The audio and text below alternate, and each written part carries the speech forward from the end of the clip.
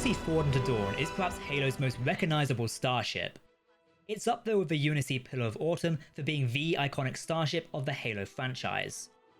Players who grew up fighting as Master Chief for the first 3 Halo games will remember the ending of Halo 3 to this day. But what happened to the design between the end of Halo 3 and the start of Halo 4? Like seriously, how do we go from this typical UNSC Frigate design to this? Yeah, it irritates me, and it irritated quite a few fans of HALO Starships when the game of Halo 4 first came about, especially because of the connection to the ship. Halo 3's final level has you playing as Master Chief, racing across the partially complete and about to fire Halo array in a bid to escape the Ark facility before it all blows up. Yes, I am paraphrasing here, as recounting the whole story would be a bit crazy. In the end of the mission, the glimmer of hope is there. Sergeant Johnson, who died early in the game, parked the UNSC frigate near the control room. Players got to experience the joy of racing in the near-complete ring as it exploded and sent Flood soldiers flying everywhere. The last bit of the mission, you ask? Driving your Warthog into the hangar bay of a Forward Unto Dawn, and narrowly escaping the Ark while the Halo ring fires and wipes out the Flood.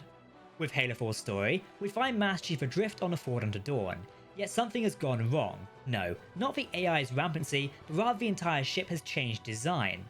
Damn, these people work fast during just under 5 years of cryosleep, it seems. So what happened? Why was the design of a Forward Unto Dawn changed between Halo 3? You take a perfectly good looking ship and then switch it into something which, yes, is more modern, but looks a lot less like the UNSC starships we know. It's almost lost some of the character. Greetings everyone, I'm Captain Jack, and welcome to the Hangar Bay. On this channel, we take a deep dive into the best starships, technology, and more from your favourite sci-fi universes.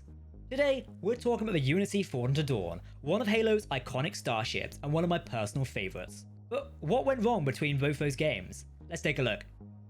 Remember, for the latest videos, make sure to hit that subscribe button. Let us know what you think of the ship in the comment section below. The Forward Unto Dawn went for a major redesign for its appearance in Halo 4. When we left in Halo 3, it was cut in half and drifting in space. This Charon-class UNSC frigate was the last place we would see Master Chief for years to come. However, the major redesign seemed to throw the entire frigate design out the window and came up with a new one.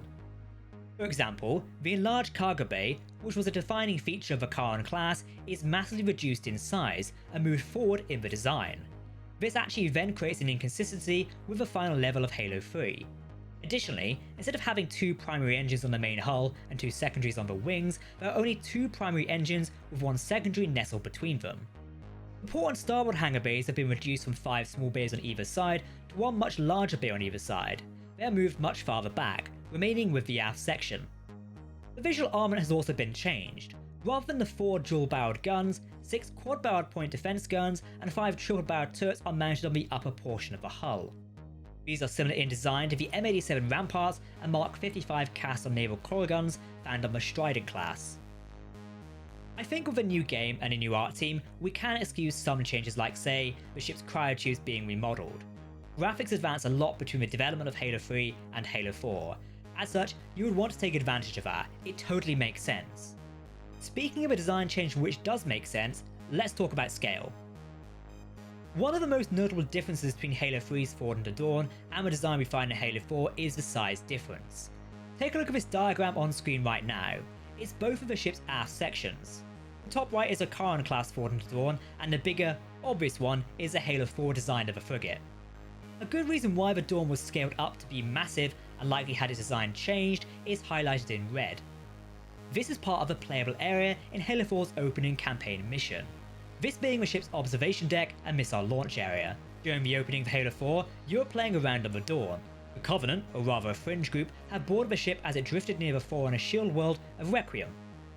Due to the Chief needing to destroy a Covenant cruiser, the plan to fire one of the Dawn's missiles is hatched.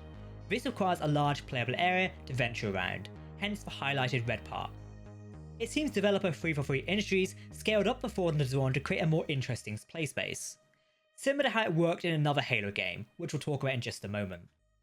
If this scaling up was not done, the first level of Halo 4 would have probably been rather cramped and required a lot of backtracking between parts of the ship. Another example of this in the story naturally seemed to want Master Chief and the player to launch a missile into the Covenant cruiser of sorts.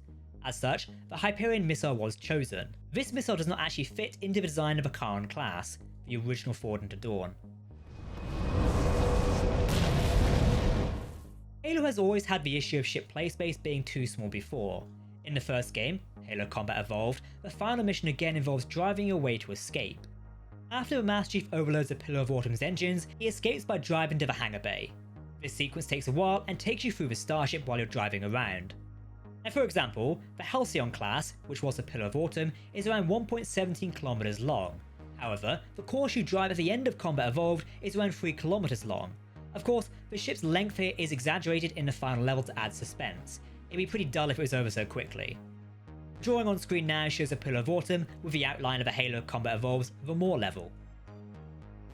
Scaling the Forward Unto Dawn for playability is one thing. That totally makes sense from a game design standpoint.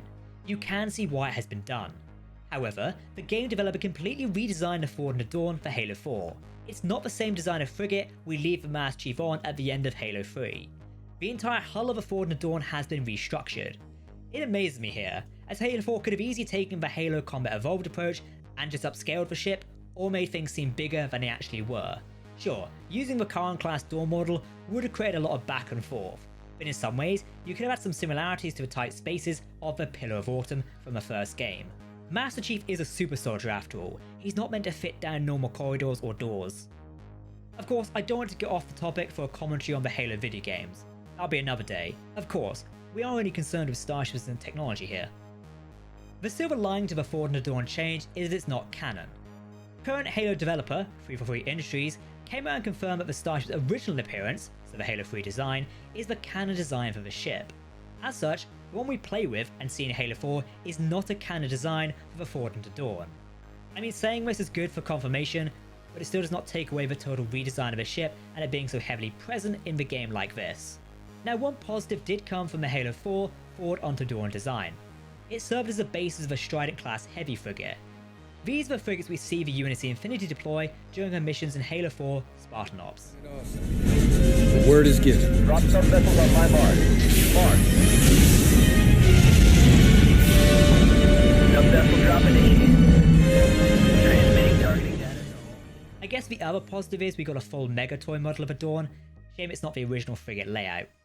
I've got to say, credit to the designers for the new Dawn model.